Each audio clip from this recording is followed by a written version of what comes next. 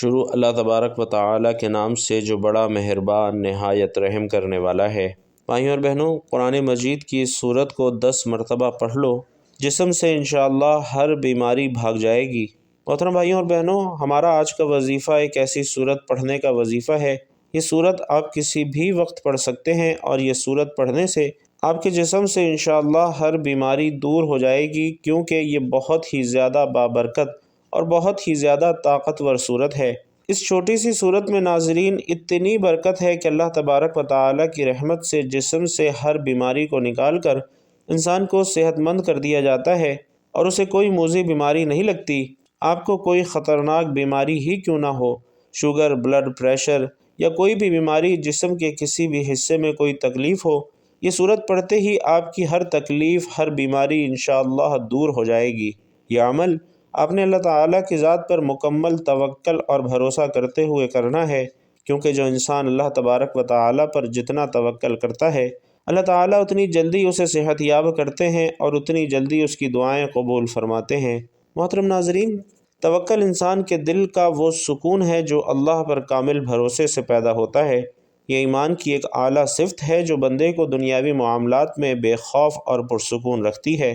یاد رکھیے کہ توکل کا مطلب یہ ہرگز نہیں کہ عمل ترک کر دیا جائے، بلکہ توکل کا معنی تو یہ ہے کہ ہر ممکن کوشش کرنے کے بعد نتیجہ اللہ کے سپرد کیا جائے۔ یہ یقین کہ ہر چیز اللہ کے حکم کے بغیر نہیں ہو سکتی، دل کو ایک اطمینان بخشتا ہے۔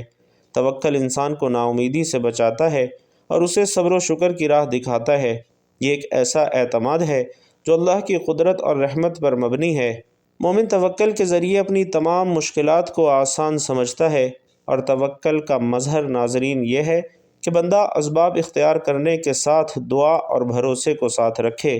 یہ دنیا کی فانی مشکلات کے سامنے ایک مضبوط ڈھال ہے، اور توکل کا مقام حاصل کرنے والا بندہ اللہ کی رضا کو اپنی زندگی کا مقصد بنا لیتا ہے۔ توکل ایک ایسی روشنی ہے جو بندے کو ہر اندھیرے سے نکال کر ہدایت کی راہ پر ڈالتی ہے۔ قرآن کریم میں مختلف مقامات پر اللہ تعالیٰ نے توکل کی اہمیت کو بیان فرمایا ہے، جیسا کہ سورت آل عمران میں ارشاد ربانی ہے کہ پھر جب آپ فیصلہ کر لیں تو اللہ پر بھروسہ کریں، بے شک اللہ توکل کرنے والوں کو پسند فرماتا ہے۔ اس آیت میں ناظرین اللہ تبارک و تعالی نبی کریم صلی اللہ علیہ وسلم کو حکم دیتے ہیں کہ مشورہ کرنے کے بعد جب کسی معاملے پر عزم کر لیں تو اللہ پر توکل کریں، اور یہ آیت ہمیں سکھاتی ہے کہ کسی بھی کام میں اسباب کو اختیار کرنا ضروری ہے، لیکن اصل نتیجہ اللہ کے سپرد کرنا چاہیے۔ اللہ کو وہ لوگ پسند ہیں جو اپنی محنت کے بعد اپنی امیدیں اللہ سے وابستہ کرتے ہیں۔ اسی طرح سورۃ الانفال میں ارشاد ہے، مومن تو وہی ہیں کہ جب اللہ کا ذکر کیا جائے تو ان کے دل کانپ اٹھتے ہیں، اور جب ان پر اس کی آیات تلاوت کی جائیں تو ان کا ایمان بڑھ جاتا ہے اور وہ اپنے رب پر توکل کرتے ہیں۔ ناظرین، یہ آیت ایمان کی صفات بیان کرتی ہیں، جن میں سے ایک اللہ پر توکل ہے۔ سچا مومن وہ ہے جو اللہ کے ذکر سے خشیت محسوس کرے، اس کا ایمان بڑھتا جائے اور تمام معاملات میں اللہ پر وہ اعتماد کرے۔ توکل کی یہ صفت بندے کو اللہ کی رحمت اور قدرت کے قریب کر دیتی ہے۔ اسی طرح سورۃ الشورى میں ارشاد ربانی ہے کہ جو کچھ تمہیں دیا گیا ہے وہ دنیاوی زندگی کا سامان ہے، اور جو اللہ کے پاس ہے وہ بہتر اور باقی رہنے والا ہے ان لوگوں کے لیے جو ایمان لائے اور اپنے رب پر توکل کرتے ہیں۔ اسی طرح ناظرین احادیث مبارکہ میں نبی کریم صلی اللہ علیہ وسلم نے توکل اختیار کرنے پر اللہ کے انعامات بیان فرمائے ہیں۔ چنانچہ رسول اللہ صلی اللہ علیہ وسلم نے فرمایا کہ اگر تم اللہ پر ایسے توکل کرو جیسے توکل کرنے کا حق ہے تو وہ تمہیں ایسے رزق دے گا جیسے پرندوں کو دیتا ہے۔ وہ صبح خالی پیٹ جاتے ہیں اور شام کو پیٹ بھر کر واپس آتے ہیں۔ جبکہ دوسری حدیث میں پیارے آقا صلی اللہ علیہ وسلم فرماتے ہیں کہ 70,000 افراد بلا حساب و کتاب جنت میں داخل ہوں گے۔ یہ وہ لوگ ہیں جو نہ جھاڑ پھونک کرتے ہیں، نہ بدفعلی لیتے ہیں، نہ گرم لوہے سے داغتے ہیں، بلکہ اپنے رب پر توکل کرتے ہیں۔ ناظرین، ایک شخص حضور اقدس صلی اللہ علیہ وسلم کی خدمت میں حاضر ہوا اور عرض کیا، یا رسول اللہ، میں اپنی اونٹنی کو کھلا چھوڑ کر توکل کروں یا باندھ کر کروں؟ تو آپ صلی اللہ علیہ وسلم نے فرمایا کہ پہلے باندھو پھر توکل کرو۔ اسی طرح ایک اور مقام پر رسول اللہ صلی اللہ علیہ وسلم نے فرمایا کہ جب تم دعا کرتے ہو تو اس یقین کے ساتھ کرو کہ اللہ اسے قبول کرے گا۔ ناظرین، خلاصہ کلام یہ ہے کہ توکل کا مطلب ہے اللہ پر مکمل بھروسہ اور یقین رکھنا، اور ہر معاملے میں اس کی قدرت و حکمت پر اعتماد کرنا۔ یہ ایمان کا اہم حصہ ہے جو انسان کو آزمائشوں اور مشکلات میں سکون و اطمینان بخشتا ہے۔ توکل کا مطلب یہ نہیں، بلکہ ہرگز نہیں، کہ انسان جد و جہد چھوڑ دے، بلکہ اپنے اسباب اختیار کرنے کے ساتھ دل سے اللہ پر بھروسہ کرے۔ یہ یقین دلانا کہ رزق، کامیابی اور مدد صرف اور صرف اللہ کے ہاتھ میں ہے۔ توکل کرنے والا شخص دنیاوی معاملات میں حریص نہیں ہوتا اور نہ ہی ناکامی سے مایوس ہوتا ہے۔ اللہ تبارک و تعالی قرآن میں فرماتا ہے کہ اللہ ہی پر بھروسہ کرنے والوں کو وہ کافی ہے۔ توکل انسان کے دل کو مضبوط اور زندگی کو پرامن بناتا ہے۔ اللہ رب العزت ہم سب کو توکل جیسی عظیم دولت سے مالا مال فرمائے۔ محترم ناظرین، زندگی کے سفر میں انسان کو اللہ تعالیٰ کی طرف سے آنے والی آزمائشوں میں سے بیماری بظاہر ایک ایسی آزمائش ہے جسے اکثر لوگ ایک مشکل یا تکلیف دہ امر تصور کرتے ہیں۔ اللہ تبارک و تعالیٰ کی جانب سے بندوں کی آزمائش کی مختلف صورتیں ہیں، جیسا کہ قرآن مجید میں ہے کہ ہم ضرور بالضرور تمہیں آزمائیں گے، کچھ خوف اور بھوک سے، کچھ مالوں، جانوں اور پھلوں کے نقصان سے، اور اے حبیب آپ ان صبر کرنے والوں کو خوشخبری سنا دیں۔ تو ناظرین، اسلام میں بیماری کو ایک آزمائش ہونے کے ساتھ ساتھ اللہ کی طرف سے ایک عظیم نعمت بھی سمجھا جاتا ہے۔ ایک مومن کے لیے بیماری بہت سی روحانی اور اخلاقی فوائد کا باعث بنتی ہے جو دنیا اور آخرت میں نفع کا باعث ہے۔ احادیث مبارکہ کے مطالعہ سے معلوم ہوتا ہے کہ ایک مسلمان پر جب کوئی مصیبت، دکھ یا پریشانی آئے تو اس سے اس کے گناہ معاف ہوتے ہیں اور درجات بلند ہوتے ہیں، حتیٰ کہ اگر اسے ایک کانٹا بھی چبھ جائے تو یہ بھی خطاؤں کی معافی اور بلند درجات کا سبب بنتا ہے۔ حضرت ابو ہریرہ رضی اللہ تعالی عنہ بیان کرتے ہیں کہ نبی کریم صلی اللہ علیہ وسلم نے فرمایا کہ مومن کی مثال لہلہاتی ہوئی نرم و نازک کھیتی کی مانند ہے۔ کسی طرف سے بھی آنے والی ہوا اسے جھکا دیتی ہے، جب وہ سیدھی ہوتی ہے تو اسے دوبارہ کسی مشکل اور مصیبت کا سامنا کرنا پڑتا ہے، جبکہ اس کے برعکس فاجر آدمی کی مثال صنوبر کے سیدھے اور مضبوط درخت کی مانند ہے جو کہ ہوا کے جھونکوں سے سرنگوں نہیں ہوتا، بلکہ اللہ جب چاہے اسے اکھاڑ پھینکتا ہے۔ ناظرین، اللہ تبارک و تعالی نے انسان کو لاتعداد نعمتیں عطا کی ہیں، اور ان میں سے کچھ نعمتیں ایسی بھی ہیں جو انسان کو زحمت معلوم ہوتی ہیں، جبکہ وہ بھی حقیقت میں اللہ کی رحمت ہی ہیں اور اللہ تبارک و تعالی کی طرف سے انسان کی بھلائی کے لیے اتاری گئی ہیں۔ تندرستی اور بیماری یہ دونوں انسان کے لیے بالکل قدرتی چیزیں ہیں۔ انسان صحت مند بھی رہتا ہے، بیمار بھی ہوتا ہے۔ یہ نہ مایوس ہونے کی چیز ہے، نہ نفرت کرنے کی چیز ہے۔ تندرستی اللہ کی طرف سے بندے کے لیے ایک راحت ہے، تو بیماری بھی اللہ کی طرف سے ایک نعمت ہے۔ تندرستی میں انسان کو اللہ کا شکر ادا کرنا چاہیے، اسی طرح بیماری میں صبر سے کام لینا چاہیے۔ حضرت صہیب بیان کرتے ہیں کہ رسول اللہ صلی اللہ علیہ وسلم نے فرمایا کہ مومن کا معاملہ تو تعجب خیز ہے کہ اس کا ہر کام خیر پر مبنی ہے، اور یہ اعزاز صرف مومن ہی کو حاصل ہے۔ اگر اسے خوشی حاصل ہوتی ہے تو وہ اس پر اللہ کا شکر بجا لاتا ہے، اور یہ شکر بجا لانا اس کے لیے نہایت مفید ہے، اور اگر اسے کوئی مصیبت یا پریشانی لاحق ہوتی ہے تو وہ اس پر صبر کرتا ہے، اور اس صبر کرنے میں بھی اس کے لیے خیر و برکت ہے۔ حضرت ابو ہریرہ رضی اللہ تعالی عنہ بیان کرتے ہیں کہ رسول اللہ صلی اللہ علیہ وسلم نے فرمایا کہ اللہ تعالی جس کے ساتھ خیر کا ارادہ کرتا ہے اس کو اپنی طرف سے مصائب پہنچاتا ہے۔ علامہ بدر الدین عینی رحمۃ اللہ علیہ لکھتے ہیں کہ اللہ تعالی انسان کو مصیبت پہنچاتا ہے تاکہ اسے گناہوں سے پاک کر دے۔ بھائیوں اور بہنوں، مومن اس دنیا میں جسمانی اور روحانی طور پر مختلف عوارض میں مبتلا رہتا ہے۔ ان لاحق ہونے والے عوارض پر بندہ مومن کے لیے بہت سی فضیلتیں اللہ تبارک و تعالی کی جانب سے حاصل ہوتی ہیں۔ پیارے آقا صلی اللہ علیہ وسلم کا فرمان عالی شان ہے کہ کسی مسلمان کو کوئی بھی بیماری، تکلیف، تھکاوٹ، غم، پریشانی یا ایذا وغیرہ لاحق ہو، حتیٰ کہ اسے کانٹا بھی چبھے، تو اللہ تبارک و تعالی اس تکلیف کے عوض اس مومن کے گناہ معاف کر دیتا ہے۔ کسی بیماری کی وجہ سے خیر کے کاموں سے اگر انسان رک جاتا ہے تو رحمت خداوندی سے اس کے لیے ایام بیماری میں خیر کے کاموں پر اجر عطا ہوتا رہتا ہے۔ جیسا کہ حدیث مبارکہ میں ہے کہ رسول اللہ صلی اللہ علیہ وسلم نے فرمایا کہ بے شک اللہ تعالیٰ جب بندے کے جسم کو کسی مصیبت میں مبتلا کرتا ہے تو فرشتے سے فرماتا ہے کہ اس کے ان نیک اعمال کو لکھو تو یہ تندرستی میں کیا کرتا تھا، بس اگر اللہ اسے شفا دے دے تو اس کے گناہوں کو دھو ڈالتا ہے اور اس کو پاک کر دیتا ہے، اور اگر اس کی روح قبض کر لے تو اس کی مغفرت کرتا ہے اور اس پر رحم فرماتا ہے۔ بے شک جب بندہ بیمار ہوتا ہے تو اللہ تبارک و تعالیٰ کراماً کاتبین سے فرماتا ہے کہ میرے بندے کے لیے وہ عمل لکھو جو وہ دن اور رات میں کیا کرتا تھا اور اس میں بالکل کمی نہ کرو، اس کو اس کا بھی اجر ہوگا جو اس کو نیک اعمال سے روک دیا گیا، اور جو وہ عمل کیا کرتا تھا اس کا بھی اجر ہوگا۔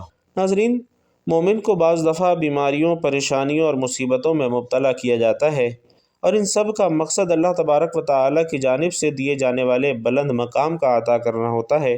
حدیث مبارکہ میں ہے، حضرت خالد رضی اللہ تعالیٰ عنہ اپنے والد سے روایت کرتے ہیں کہ میں نے رسول اللہ صلی اللہ علیہ وسلم کو یہ فرماتے ہوئے سنا کہ جب اللہ تعالیٰ کے نزدیک کسی بندے کا کوئی مرتبہ ہو جس پر وہ پہنچ نہ رہا ہو تو اللہ تبارک و تعالیٰ اس کے جسم میں، اس کے مال میں یا اس کی اولاد میں کوئی مصیبت طاری کر دیتا ہے، پھر وہ بندہ اس پر صبر کرتا ہے حتیٰ کہ وہ بندہ اس مرتبے پر پہنچ جاتا ہے جو اللہ تبارک و تعالیٰ کے نزدیک اس بندے کا مرتبہ ہوتا ہے۔ اسی طرح ناظرین، بیماری جسم یا ذہن کی کسی خرابی یا تکلیف کا نام ہے جس کی وجہ سے انسان کی صحت متاثر ہوتی ہے۔ اللہ تبارک و تعالیٰ نے کوئی مرض ایسا پیدا نہیں کیا جس کی دوا نہ پیدا کی ہو، مگر جب امر خداوندی پہنچتا ہے تو دوا اپنا اثر چھوڑ دیتی ہے، جس کے نتیجے میں انسان دار فانی سے دار بقا کو سدھار جاتا ہے۔ حضرت جابر بیان کرتے ہیں کہ رسول اللہ صلی اللہ علیہ وسلم نے فرمایا کہ ہر بیماری کی دوا ہے، جب دوا بیماری تک پہنچا دی جاتی ہے تو اللہ کے حکم سے مریض اچھا ہو جاتا ہے۔ اسی طرح ناظرین، کسی بیماری کی وجہ سے موت کا واقع ہو جانا اللہ تبارک و تعالیٰ کی طرف سے ایک آزمائش اور قدرت کا فیصلہ سمجھا جاتا ہے۔ اللہ تبارک و تعالیٰ کے حکم کے بغیر کوئی موت واقع نہیں ہوتی اور ہر شخص کا وقت مقرر ہے۔ قرآن مجید میں اللہ رب العزت فرماتا ہے کہ ہر جان کو موت کا مزہ چکھنا ہے۔ بیماری کے باعث وفات پا جانے والے شخص کو اللہ تبارک و تعالیٰ کی رضا پر صبر کرنے والے اور اس کی رحمت کے طلبگار کے طور پر تسلیم کیا جاتا ہے۔ رسول اللہ صلی اللہ علیہ وسلم نے بھی بیماری کو گناہوں کا کفارہ اور درجات کی بلندی کا ذریعہ قرار دیا ہے۔ اللہ رب العزت اپنے بندوں میں سے کچھ کے لیے آخرت میں بلند مقام کا فیصلہ کرتا ہے، مگر ان کے پاس وہ اعمال نہیں ہوتے جن کی وجہ سے وہ اس مقام کو پا سکے، اس لیے بعض اوقات بیماریوں اور آزمائشوں میں مبتلا کر کے انہیں اس قابل بنایا جاتا ہے کہ وہ آخرت کے اس بلند مقام کے اہل ہو جائیں۔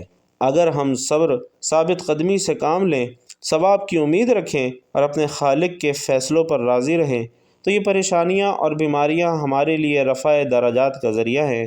مومن کے لیے بیماری اللہ کی طرف سے ایک رحمت اور نعمت ہے، اور اس آزمائش کے ذریعے مومن کے گناہوں کا کفارہ ہو جاتا ہے۔ بیماری سے درجات میں بلندی ہوتی ہے، انسان کے دل میں عاجزی اور اللہ کی محبت پیدا ہوتی ہے، انسان صبر و استقامت سیکھ جاتا ہے اور اپنی آخرت کی تیاری میں مزید مشغول ہو جاتا ہے۔ اس طرح ناظرین، بیماری بظاہر تکلیف دہ ہونے کے باوجود ایک مومن کے ایمان اور روحانی ترقی کا ذریعہ بن جاتی ہے۔ تو بھائیوں اور بہنوں، آج کے وظیفے کی جانب چلتے ہیں کہ وہ کون سی صورت ہے جو آپ نے پڑھنی ہے۔ یہ صورت پڑھنے سے جسم سے ہر بیماری دور ہو جاتی ہے اور انشاءاللہ کوئی موذی بیماری قریب نہیں آئے گی۔ عمل شروع کرنے سے پہلے آپ نے حضور اقدس صلی اللہ علیہ وسلم کی ذات گرامی پر درود پاک کا نذرانہ پیش کرنا ہے۔ درود پاک آپ کوئی سبھی پڑھ سکتے ہیں، چاہے تو آسان اور مختصر سا درود صلی اللہ علیہ وآلہ وسلم پڑھ لیں یا صلی اللہ علی محمد پڑھ لیں، یا پھر نماز والا درود یعنی درود ابراہیمی پڑھ لیں، چونکہ درود ابراہیمی کی فضیلت تمام درودوں میں سب سے زیادہ ہے، اور پیارے آقا صلی اللہ علیہ وسلم بھی تمام درودوں میں درود ابراہیمی کو ہی سب سے زیادہ پسند فرماتے تھے، لہٰذا آپ نے کوشش کرنی ہے کہ درود ابراہیمی ہی پڑھیں۔ خیر و برکت اور ثواب کی نیت سے ایک مرتبہ درود ابراہیمی میرے ساتھ بھی پڑھ لیں۔ اللہم صلی علی محمد وعلی آل محمد کما صلیت علی ابراہیم وعلی آل ابراہیم انک حمید مجید۔ اللہم بارک علی محمد وعلی آل محمد کما بارکت علی ابراہیم وعلی آل ابراہیم انک حمید مجید۔ درود پاک پڑھنے کے بعد آپ نے یہ کلمہ 41 مرتبہ پڑھنا ہے، اور وہ کلمہ ہے یا حی یا قیوم برحمتک استغیث اصلح لی شانی کلہ ولا تکلنی الی نفسی طرفۃ عین، یعنی اے ہمیشہ سے زندہ ذات، اے ہر چیز کو قائم رکھنے والی ذات، میں تجھ سے تیری ہی رحمت کا واسطہ دے کر مدد طلب کرتا ہوں، میرے سارے معاملات سنوار دے اور مجھے آنکھ جھپکنے کے برابر بھی اپنے سپرد مت فرما۔ ناظرین، یہ کلمہ پڑھنے کے بعد آپ نے استغفر اللہ کی ایک تسبیح پڑھنی ہے، اور پھر آپ نے 11 مرتبہ سورۃ الفاتحہ کی تلاوت کرنی ہے۔ سورۃ الفاتحہ، جسے سورۃ الشفاء بھی کہا جاتا ہے، جسم کی کوئی بھی بیماری دور کرنے کے لیے سورۃ الفاتحہ کو بزرگان دین اکسیر سمجھتے ہیں۔ سورۃ الفاتحہ کو پڑھ کر دم کر دیا جائے تو جسم سے ہر طرح کی بیماری ختم ہو جاتی ہے، اس لیے آپ نے سورۃ الفاتحہ کی 11 مرتبہ تلاوت کرنی ہے۔ درست تلفظ کے لیے سورۃ الفاتحہ کی تلاوت سماعت فرمائیے۔ بسم اللہ الرحمن الرحیم، الحمد للہ رب العالمین، الرحمن الرحیم، مالک یوم الدین، ایاک نعبد و ایاک نستعین، اہدنا الصراط المستقیم، صراط الذین انعمت علیہم غیر المغضوب علیہم ولا الضالین، آمین۔ سورۃ الفاتحہ 11 مرتبہ پڑھنے کے بعد آپ نے آخر میں دوبارہ درود پاک پڑھنا ہے، جو کہ آپ نے عمل کے شروع میں پڑھا تھا، اور یہ عمل کرنے کے بعد آپ نے اللہ تبارک و تعالی سے دعا مانگنی ہے اپنے جسم کی ہر بیماری کو دور کرنے کے لیے۔ کوئی بھی تکلیف، مصیبت یا پریشانی ہو، اس عمل کے ذریعے اللہ تبارک و تعالی انشاءاللہ آپ کی تمام بیماریوں کو دور فرما دے گا۔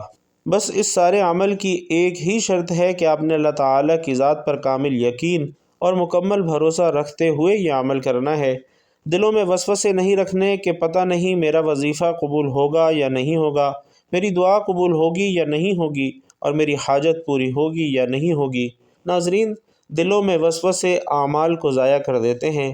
آپ دل میں یہ یقین رکھتے ہوئے وظیفہ کیجئے کہ انشاءاللہ میرا وظیفہ بھی ضرور قبول ہوگا، میری دعا بھی ضرور قبول ہوگی، اور اللہ تعالیٰ میری حاجت بھی ضرور قبول فرمائے گا۔ ناظرین، جب آپ اس یقین اور بھروسے کے ساتھ وظیفہ کریں گے، دعا کریں گے، تو آپ خود دیکھیے گا کہ کتنی جلدی آپ کی دعا قبول ہوتی ہے۔ اللہ تبارک و تعالی سے دعا ہے کہ ہم سب کی تمام پریشانیوں، بیماریوں اور تنگ دستیوں کو دور فرمائے۔ اللہ تبارک و تعالی ہم سب کو صحت مند زندگی عطا فرمائے۔ اللہ تبارک و تعالی ہم سب کو نیک اعمال کرنے کی توفیق عطا فرمائے۔ اللہ تبارک و تعالی نیکی کی بات ہم سب کو سننے، سمجھنے اور اس پر عمل کرنے کی طاقت اور توفیق مرحمت فرمائے۔ جو مانگا وہ بھی عطا فرمائے، جو نہ مانگ سکے اپنے فضل و کرم سے بن مانگے عطا فرمائے، آمین یا رب العالمین۔ ناظرین، اگر آپ چاہتے ہیں کہ یہ دعا آپ کے حق میں بھی قبول ہو تو کمنٹ باکس میں آمین لکھ کر دعا میں اپنی شرکت ضرور یقینی بنائیے گا۔ اللہ تبارک و تعالی آپ سب کا حامی و ناصر ہو، آمین یا رب العالمین۔